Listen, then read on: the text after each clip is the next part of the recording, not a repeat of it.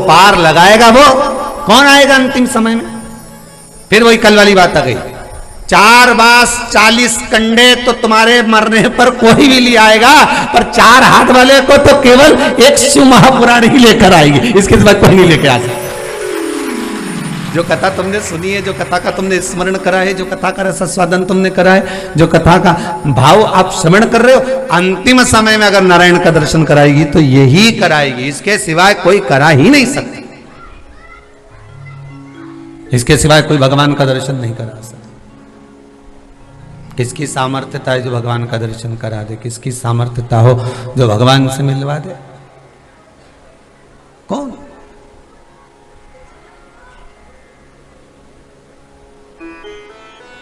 एक कुष्मांड ऋषि हुए, बड़े भगत थे, शिव के उपासक थे।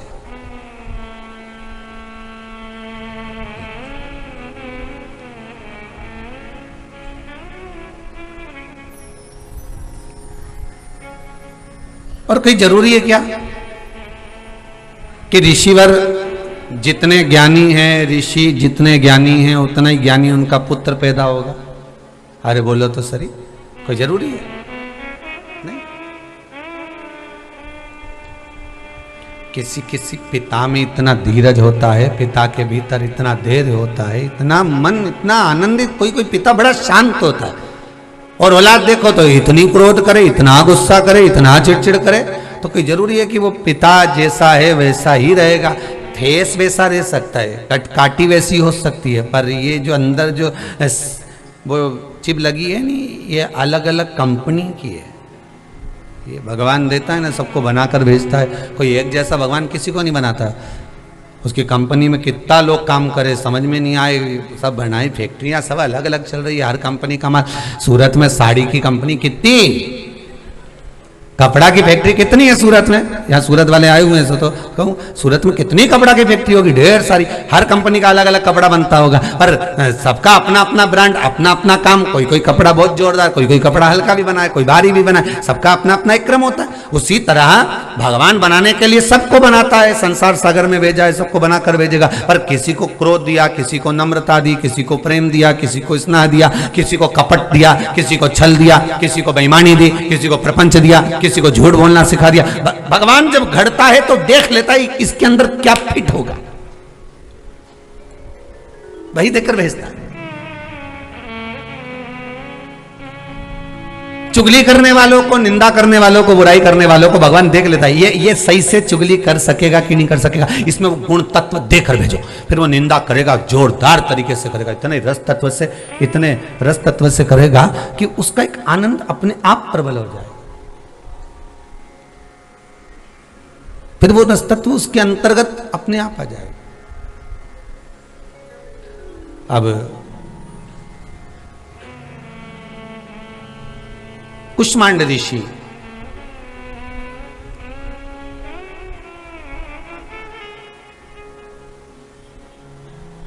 कली काल में, कलियुग में, सतयुग में सबसे पहला पार्थिव शिवलिंग का निर्माण सतयुग में माता उमा, सती, कात्यायनी, कुष्मांडा, चंद्रघंटा, स्कंदा आदि का दिक करी, पार्वती मैया करी।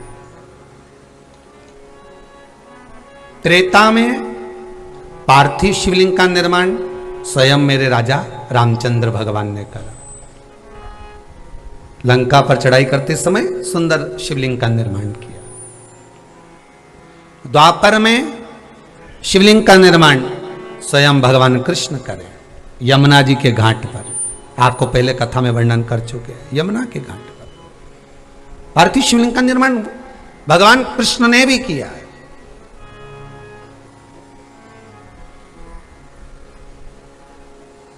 ब्रजमंडल में जाओ, भूतेश्वर, चकलेश्वर, गोपेश्वर, आप यहां ना जाएं तो उसका कोई सुख थोड़ी ना है। ब्रजमंडल में अगर जा रहे हो भगवान कृष्ण से मिलने के लिए तो कहीं ना कहीं शंकर का एक दर्शन जरूर करिए। बिहारी जी का दर्शन करने जाओ तो मन में कामना कर कर जाना है कि मुझे भूतेश्वर जाना है, कि गोपेश्वर जाना है, कि मुझे चकलेश्वर जाना है। ब्रजमंडल में जाओ तो एक शिव दर्शन का मन में भाव बनाकर जाओ। तुम किसी के यहाँ मेहमानी करने जाओ, किसी के यहाँ तुम जा रहे हो, इंदौर जाओ, भोपाल जाओ, तुम्हारी मर्जी पड़े जहां जाओ हो, पर जहां जाओ पर एक मन में कामना बना के जाना कि मैं इंदौर जा रही हूं, कहीं पर भी शंकर जी का मंदिर मिलेगा तो एक बार शिव मंदिर में जरूर जाऊंगी, हाजिरी पहले वहां लगाऊंगी।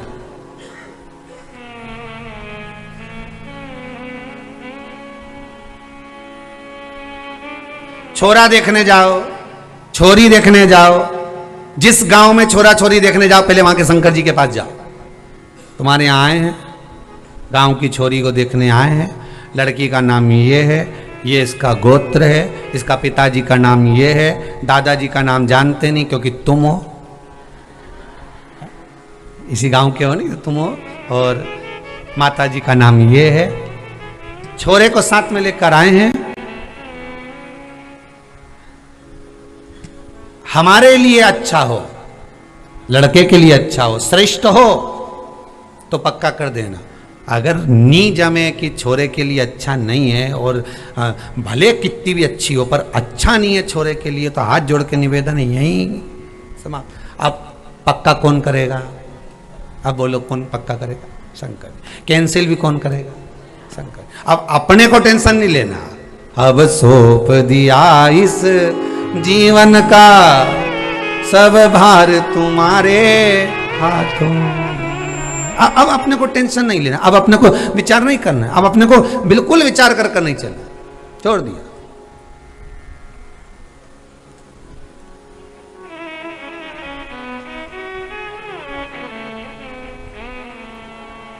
सब छोड़ कर कहीं जाओ तो एक मन बनाकर जाना महाराज। कहीं कोई जरूरी नहीं है कि आप अगर धर्मात्मा हो तो आपकी संतान भी धर्मात्मा होगी, आप अगर पुण्यात्मा हो तो आपकी संतान भी पुण्यात्मा होगी।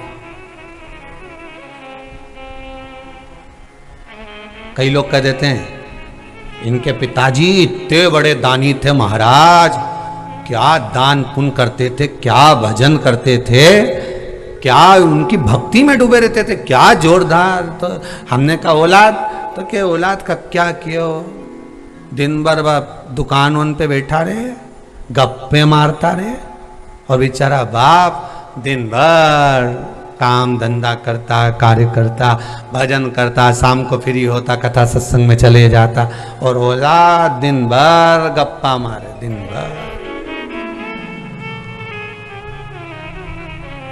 क्या ये जो कथा चल रही है ना शिव महापुराण की, कोई आपसे पूछ सकता है, कभी भी प्रश्न करने वाले आपसे प्रश्न कर सकते हैं कि सतयुग में तो माता सती ने, उमा ने, कात्यायनी ने, कुष्मांडा ने, पार्वती जी ने पार्थिव शिवलिंग बनाया था, त्रेता में राम जी ने बनाया था, द्वापर में कृष्ण जी ने बनाया था, कलियुग में किसने बनाया? सबसे पहला पार्थिव शिवलिंग का निर्माण इस कलिकाल में किसने आकर करा?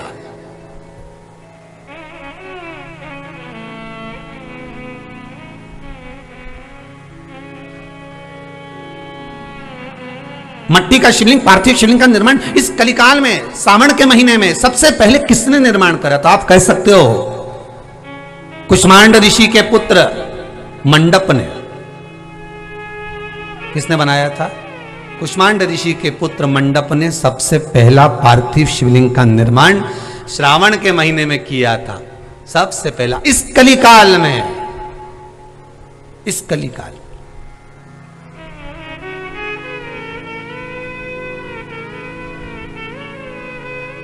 पर गुरुदेव अभी तो आप कथा में कह रहे, ये कोई जरूरी है कि पिता अगर धर्मात्मा होगा तो पुत्र धर्मात्मा होगा, पिता पुण्यात्मा होगा तो पुत्र भी पुण्यात्मा होगा? कोई जरूरी है कि पिताजी ड्राइविंग करते हैं तो बेटा भी ड्राइवर बनेगा? नहीं। पिता डॉक्टर हैं तो कोई जरूरी है कि बेटा भी डॉक्टर बनेगा? और पिता के हाथ में जो जश होगा, अगर डॉक्टर बन भी गया और पिता जैसा इलाज करता है, लिख कर दे देता है तुरंत और आराम लग जाता है, तो कोई जरूरी है कि बेटे के हाथ में भी उतना जश होगा?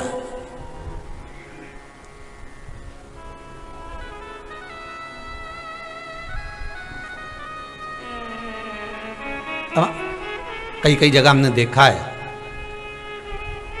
तो वो कहते हैं महाराज जी ये इनकी जो क्लिनिक है ना, यहाँ पर जो डॉक्टर साहब बैठते थे, इनके पिताजी जो बैठते थे ना, अरे गुरुदेव पिताजी तो केवल हाथ देखते थे और दवाई लिख के दे देते थे और तुरंत आराम लग जाए। अब पिताजी कहाँ चले गए? तो तो चले गए, छोरा है तो फिर अब दवाई तो वही है गुरुदेव, पर समझ में नहीं आए कि छोरा भी देखे पर आराम लगता है, पर बहुत बाद में, पर इसकी तो एक दवाई तुरंत आराम,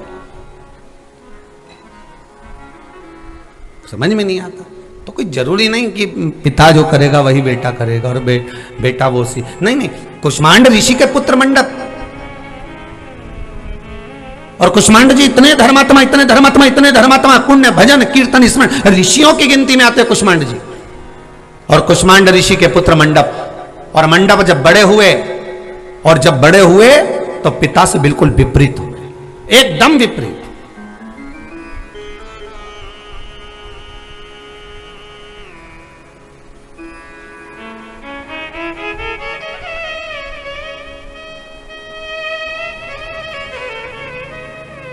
विपरीत हो गए सब। पिताजी बिठाते, बेटा सुनो, सारा गांव का लोग प्रवचन सुनने आता है, सारे गांव के लोग यहां प्रवचन सुनने, कथा सुनने, सत्संग सुनने, स्मरण करने आते हैं। पुत्र ए मंडप सुनो, तुम भी बैठा करो थोड़ी देर। अब मंडप जैसे ही कथा सुनने बैठा, पिताजी ने कथा चालू करी और मंडप ने देखा कि पिताजी ने आंखें बंद कर कर जो बोलना चालू करा तो मंडप बीच में से गायब हो गया।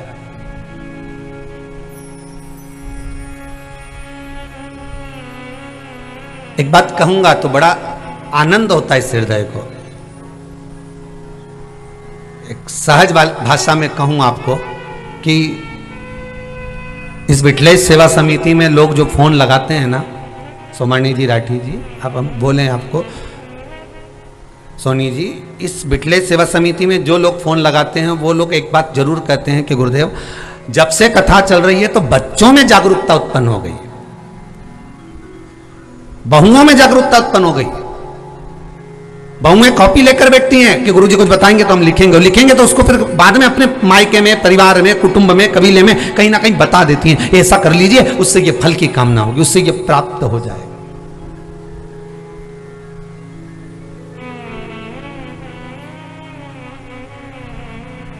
अगर दादी कथा देखने में देरी करते तो बच्चे रिमोट ला कर दे देते हैं, अरे दादी कथा चालू हो गई होगी, उसी और वाला महाराज आ गया होगा, कथा चल रही है शिव पुराण की कथा, चालू कर लीजिए। ये बच्चों में जो जागरूकता जागी है, बच्चों में जो प्रेम जागा है, जागरूकता जो प्रकट हुई है, जब जागरूकता सम्मुख में आई है, ऐसी जागरूकता देखने में नहीं मिली कभी,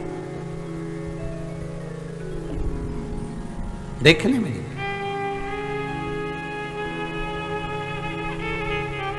मोबाइल पर, फेसबुक पर, यूट्यूब पर शिव महापुराण की चर्चा, थोड़ी सी कथा चालू हुई और इन्होंने देखना, भले कुछ भी कर रहे हैं, गाड़ी चला रहे हैं, दुकान पे बैठे हैं, ऑफिस में बैठे हैं, काम कर रहे हैं, पर अपनी चित्तवृत्ति लगा कर रखे हैं।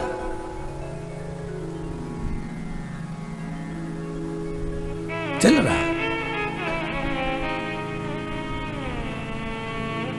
अब कुष्मांड ऋषि के पुत्र मंडप भग जाते, चले जाते, गए, इतने उद्दंडी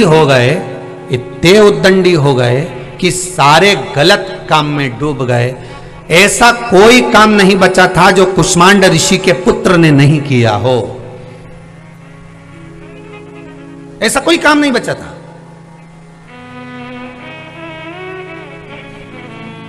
कोई जुआ खेल रहा है, वहां जाकर बैठ गए मंडप, उस जुए में मंडप भी शामिल हो। कोई हिंसा कर रहा है मंडप, वहां जाकर बैठकर, कोई झूठ में, कोई प्रपंच में, कोई काम में, कोई लोभ में, कोई आसक्ति में, कोई तृष्णा में वहां लगे हुए। अब पिताजी को मालूम पड़ा एक दिन कि मंडप मार्ग से बट रहे हैं, भग रहे हैं, मार्ग से हट रहे हैं, तो लगा कि आखिर बात क्या है, क्या हुआ, क्या है आखिर ऐसा कि मंडप मार्ग से विचलित हो रहा है, आखिर हुआ क्या है।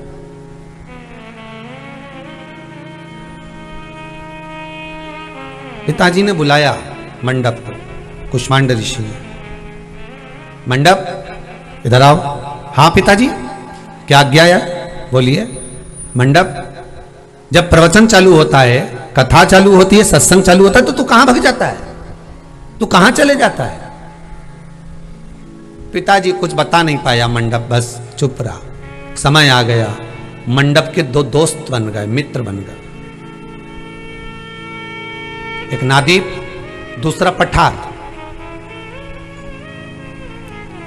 एक नादीप, दूसरा पठार। पठार और नादीप दो मित्र बन गए। और दोनों मित्रों ने देखा कि अब ये मंडप हमको मिल गया है, कुष्मांड ऋषि का पुत्र है और बड़ा ज्ञानी है, पर ये जुआ खेलता है, सारा बेकार काम करता है, पर एक काम नहीं करता है, ये चोरी नहीं करता है। तो क्यों ना एक काम करा जाए कि इसको अपने साथ चोरी में लगा लिया जाए।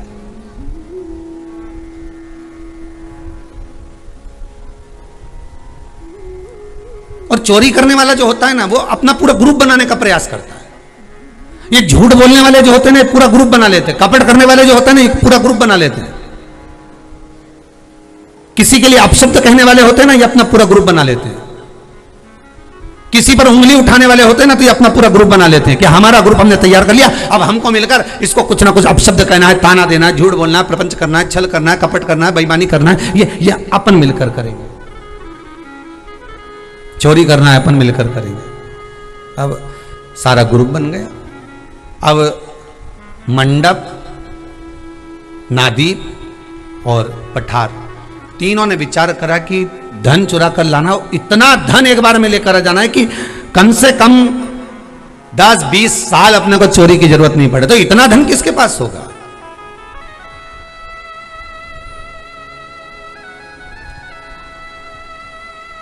अगर इतना धन होगा तो होगा किसके पास?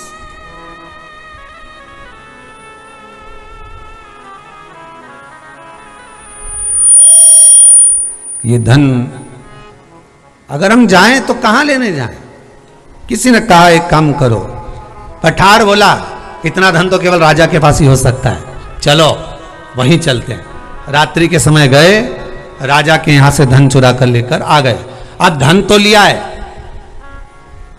पठार, नादीप और मंडप। मंडप ने विचार करा धन को बांटेंगे तो 3 हिस्से करना पड़ेंगे, एक मेरे पास आएगा, 2 इनके पास आएंगे, हिस्से 3 करना पड़ेगा। एक हिस्सा मेरे पास आएगा, 2 हिस्सा इनके पास जाएगा, धन के 3 हिस्से होंगे। एक काम ऐसा करता हूं कि ये तीनों हिस्से मेरे पास मिल जाए। कोई जरूरी है कि इनको दिया जाए?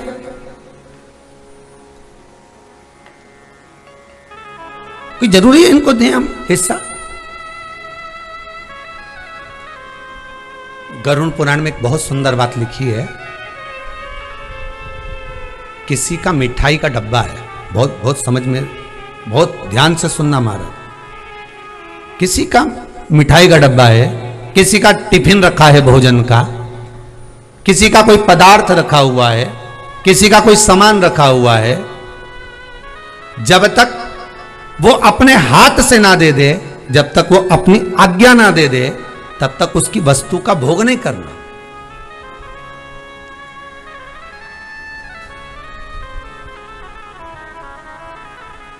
आप अगर पानी की बोतल आपके पास में नहीं है, मान लो आपके पास पानी की बोतल नहीं है और आपको प्यास लग रही है, या तो सामने वाले व्यक्ति से आप प्रार्थना कर सकते हो, कह सकते हो कि भाई हमको प्यास लग रही है, हमको पानी चाहिए, आप हमें जल दे दीजिए, हमें बहुत तेज प्यास लग रही है, हमें पानी दे दीजिए। या तो आपको प्रार्थना करना चाहिए। और मान लो प्रार्थना करी, उसने नहीं दिया और आपने कहा इतना सारा पानी भरा भरा रखा बोतल का, उठाया और पी लिया, तो उसमें दोष है।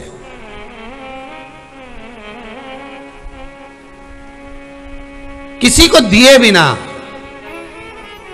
किसी की वस्तु को स्वयं हथिया लेना, स्वयं किसी की वस्तु को अपना बना लेना, इसका दोष है। 94 नरकों में से एक नरक व्यक्ति को भोगना पड़ता है। 94 नरकों में से एक नरक मनुष्य को भोगना है। इन 94 नरकों में से एक जगह उसको जाना पड़ेगा। भोग है, उसको भोगना है।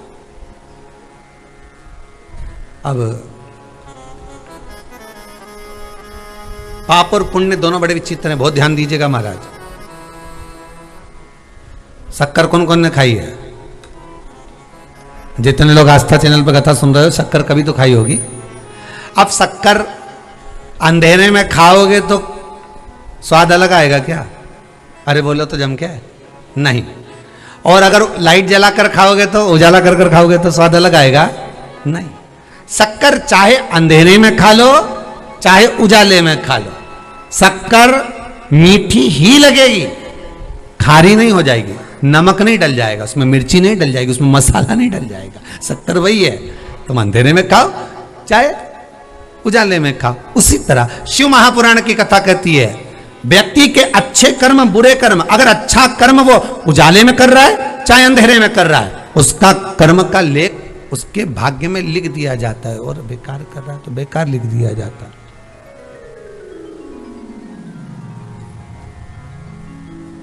चाहे तुम बेकार कर्म उजाले में कर लो चाहे अंधेरे में कर लो। लाइट बंद है, मैं चोरी कर लेता हूं, लाइट बंद है, मैं थोड़ा सामान चुरा लेता हूं, मैं थोड़ा सामान अपनी जेब में रख लेता हूं। अंधेरा हो गया, किसी का मोबाइल उठाकर रख लिया। अब तुमने सोचा लाइट बंद थी, तुमने विचार करा कि लाइट बंद है, तो कोई ने देखा ही नहीं होगा, कोई ने ध्यान नहीं दिया होगा। पर चाहे बेकार कर्म तुम अंधेरे में करो चाहे उजाले में करो, चाहे दिन में करो चाहे रात में करो, अच्छा कर्म चाहे तुम अंधेरे में करो चाहे उजाले में करो, शक्कर अपना असर नहीं छोड़ती, उसी तरह किया गया कर्म अपना असर नहीं छोड़ता। मत बुरे कर्म कर बंदे, मत बुरे कर्म कर बंदे, वरना पछताएगा। भगवान की आंखों से तू बच नहीं पाएगा, तू बच नहीं पाएगा। अरे ओ अज्ञानी मत कर नादानी, कुछ अच्छा करने का विचार अंधेरे में हो उजाले में हो, सत्कर्म ये नहीं कि डोंडी पीट कर करना पड़ रहा है, ये नहीं कि आपको कह कर करना पड़ रहा है, आप डोंडी पीट कर रहे हैं।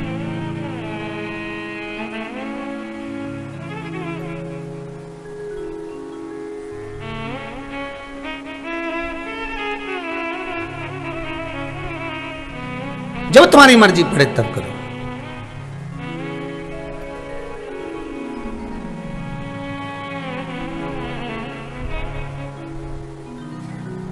बस ये चित्त वृत्ति परमात्मा में लगे।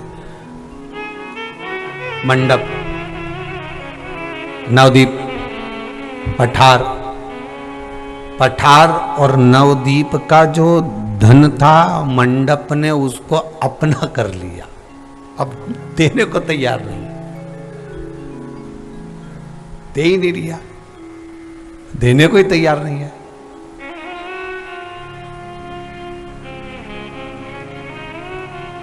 बहुत सोच समझ कर खाना किसी का धन, किसी की संपदा। एक बहुत सुंदर चरित्र पहले कथा में कहा था, आज फिर कहते हैं, ध्यान में आएगा आपको, आपको ध्यान में आ जाएगा। बहुत पहले का चरित्र है, बहुत पहले का। एक किसान का विवाह हुआ, पत्नी आ गई, एक बेटा हुआ, पत्नी मर गई, शांत हो गई।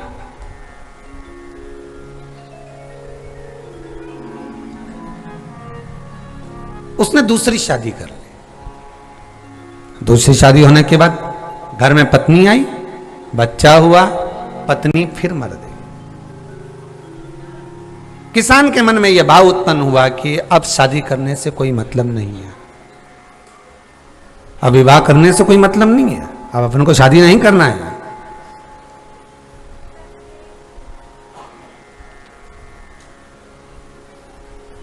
दोनों बच्चों को उसने पाल पोस कर बड़ा किया। बड़े बेटा बड़ा हो गया, उसकी शादी कर दी। शादी करे हुए केवल 2 साल निकले थे और 2 वर्ष के बाद पिता जो था वो शांत हो गए।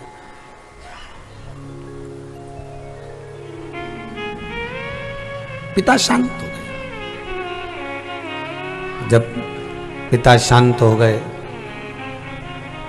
बहू घर में थी, देवर थोड़ा सा कोई बीमारी आ गई, रोग आ गया, बीमार पड़ गया।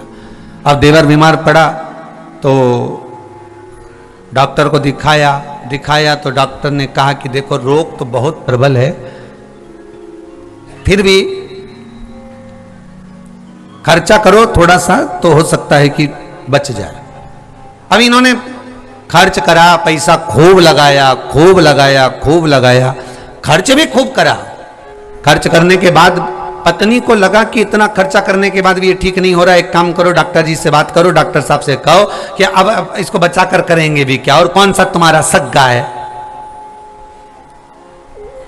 तुम्हारी दूसरी माता का ही तो पुत्र है, कौन सा तुम्हारा सगा है। एक काम करो कि डॉक्टर से कोई ऐसी दवाई लिखवा लो, स्लो पॉइजन, जो अपन डॉक्टर से कहेंगे तो थोड़ा उसको देते रहेंगे तो वो मर जाएगा, प्राण भी छूट जाएंगे। अगर अपन मारेंगे तो लोग कहेंगे बताओ कि इन्हें मार दिया, तो डॉक्टर से लिखवा लिया दवाई। डॉक्टर साहब को ऐसा क्यों करो, डॉक्टर को थोड़ा सा पैसा दिया, उसने दवाई लिख दी, ये स्लो पॉइजन देते रहो, ये देते रहिए। अब वो स्लो पॉइजन उसको देते रहे, दवाई में मिलाकर थोड़ा देते रहे। जब थोड़ा दिया वो मर गया।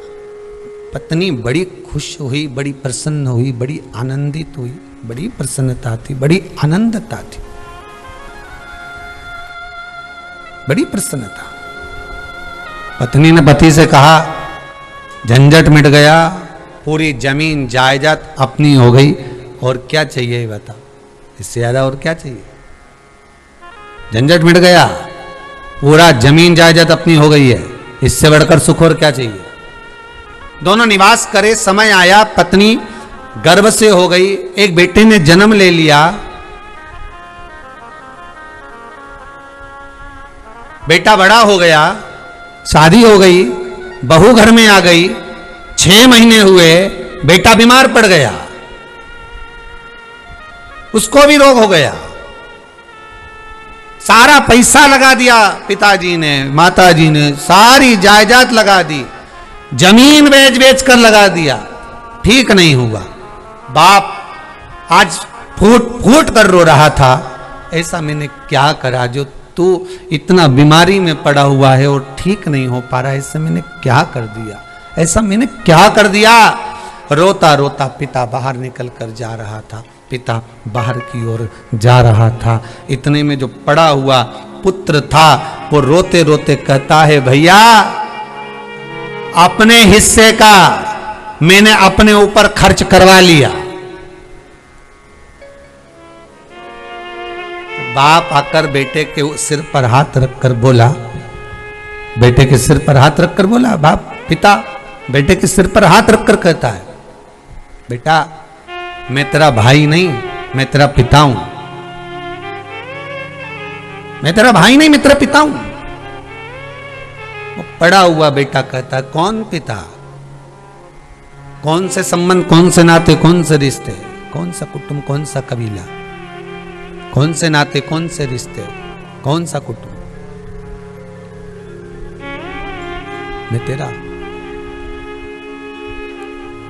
मैं तेरा भाई नहीं, मैं तेरा पिता हूं।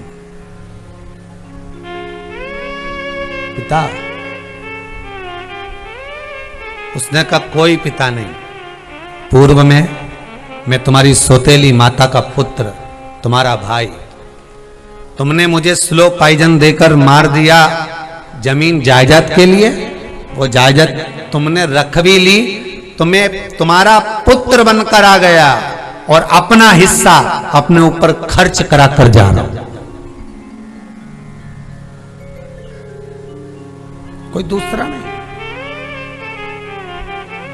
अपना हिस्सा अपने ऊपर खर्च करा कर जा रहा हूं। इसलिए फिर निवेदन करूंगा, मैं बारंबार निवेदन करूंगा, मत बुरे कर्म कर बंदे वरना पछताएगा, भगवान की आंखों से तू बच नहीं पाएगा, तू बच नहीं पाएगा। बड़ा मुश्किल है बचना, बड़ा मुश्किल। अच्छा कर्म करोगे अच्छा मिल जाएगा। कुष्मांड ऋषि को लगा कि मंडप और मंडप के दोनों मित्रों ने मिलकर धन एकत्रित करा, चोरी करी, पैसा इकट्ठा कर लाए, धन एकत्रित कर लाए, चोरी कर लाए। और मंडप ने विचार करा कि इनको मैं दूंगा नहीं और अपना कर रख लूंगा। और मंडप ने नवदीप और पठार दोनों का धन रख लिया। नवदीप और पठार दोनों का धन रख लिया।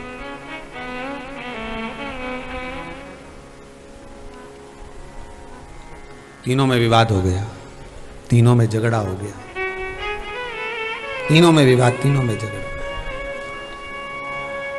पठार ने कहा, नवदीप ने कहा, पठार और नवदीप दोनों बोले। पठार भी बोला, नवदीप भी बोला। पठार और नवदीप दोनों बोल रहे हैं।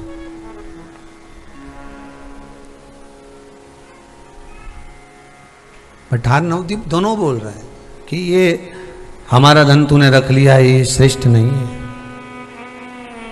ये क्यों रखा तूने, किस लिए रखा तूने, ये धन तूने हमारा क्यों रख लिया? वो देने को तैयार नहीं है।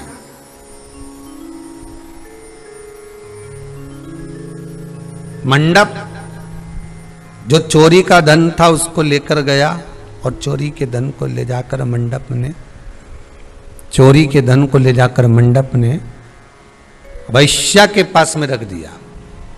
वैश्या से हेत कर लिया, वैश्या के पास में रखा। और वैश्या से स्नेह। एक बात मैं आज के बच्चों को कहना चाहूंगा, नवयुवक टीम को कहना चाहूंगा, धन जब बढ़ता है, रुपया जब बढ़ता है, धन जब बढ़ता है, पैसा जब बढ़ता है, सत्ता वैभव जब बढ़ता है, धन जब बढ़ता है, तो तीन मित्र आपके बन जाते हैं, ताली, थाली और प्याली। प्रशंसा करने वाले, होटल में खिलाने वाले और मदिरा पिलाने वाले, ये तीन बढ़ जाते हैं।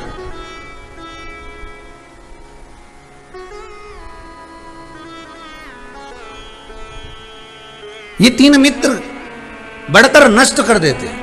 कुष्मांड ऋषि के पुत्र मंडप को ये दो मित्र मिले और दो मित्रों ने चोरी का सिखाया। चोरी का सिखाया तो वो मंडप जाकर धन बहुत सारा आ गया, तो वैश्या के घर चले गया। वैश्या के घर में गया, वैश्या के यहीं रहता, केवल रात्रि के समय सोने के लिए आता। दिन भर वैश्या क्या पड़ा रहता। इतनी आसक्ति उस वैश्या में हो गई, इतनी आसक्ति। और इतनी आसक्ति उस वेश्या में हो गई कि चित्त एक क्षण के लिए, एक मिनट के लिए, एक पल के लिए, एक घड़ी के लिए नहीं रह रहा। इतनी आसक्ति हो गई उसको। अब तो कुष्मांड अब केवल रात्रि को आता है और रात्रि को कुष्मांड ऋषि मंडप को देखते हैं। कुष्मांड ऋषि मंडप को देखते हैं और कुष्मांड ऋषि ने जब मंडप को देखा और देखकर पूछा, बेटा रात्रि में तुम आते हो, केवल दिन भर गायब रहते हो, कहाँ जाते हो, क्या हुआ तुमको, क्या बात है, क्या हुआ, क्या है तुमको? कहा कुछ नहीं पिताजी, बस ऐसे ही। एक दिन वेश्या के यहां पर पलंग पर लेटा हुआ था। आज रात्रि को पिता के घर नहीं गया है मंडप। आज कुष्मांड ऋषि का पुत्र घर नहीं आया, रात्रि को बस पलंग पर सो रहा था। आधी रात को इसको प्यास लगी।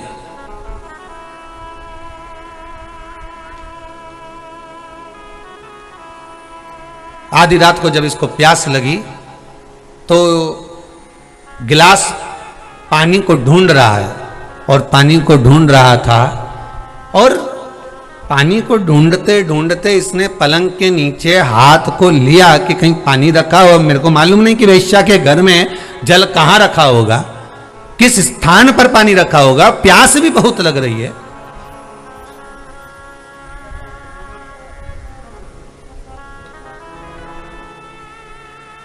ना जाने जल कहां रखा होगा, ढूंढ रहा है।